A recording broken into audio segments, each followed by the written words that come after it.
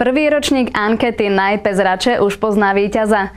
Po viac ako 2 mesiacoch, počas ktorých majitelia a milovníci psov hlasovali na facebookovej stránke Račania, získala prvenstvo nádherná fenka talianskeho chrtíka Toffy. V sobotu dopoludňa sa na výbežisku na Komisárkach zišli všetci adepti na zisk titulu prvého ročníka ankety Najpes Rače. Potom, ako sa súťažiaci medzi sebou zoznámili, sa začalo samotné vyhlasovanie výsledkov aj za účasti račianskeho starostu. Ten si milú akciu a príležitosť podebatovať so psíčkarmi nenechal újsť a prišiel aj s manželkou a deťmi.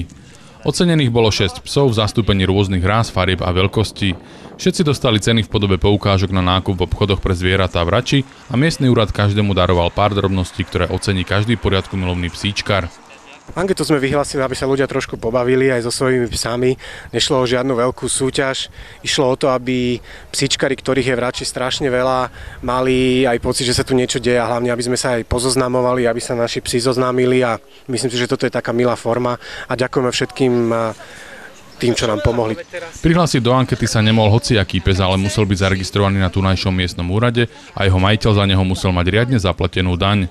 Po splnení týchto podmienok mohol majiteľ prihlásiť svojho miláčika prostredníctvom Facebooku do súťaže a potom už len nazbierať čo najvyšší počet lajkov. Na vyhlasovanie sa prišla pozrieť aj skutočná pýcha Rače, chovateľka Iveta Vojteková so svojimi nádhernými afgánskymi chrtmi, z ktorých niektorí sú aj svetoví šampióni. Viac ako 1500 zaregistrovaných psov svedčí o tom, že Rača patrí medzi mestské časti s najväčším počtom milovníkov týchto štvornohých zvierat. Mnohí sa zhodujú na tom, že v Rači našli ideálne prostredie na chov svojho psíka. Podľa mňa určite. Hej, myslím si, že hej.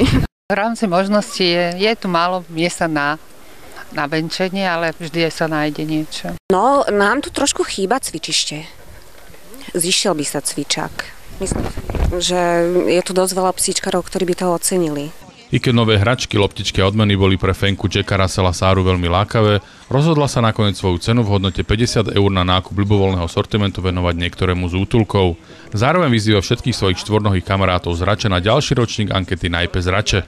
A tu je odpoveď tohto ročnej víťazky. Prvé miesto, tak na budúci rok tiež prvé miesto.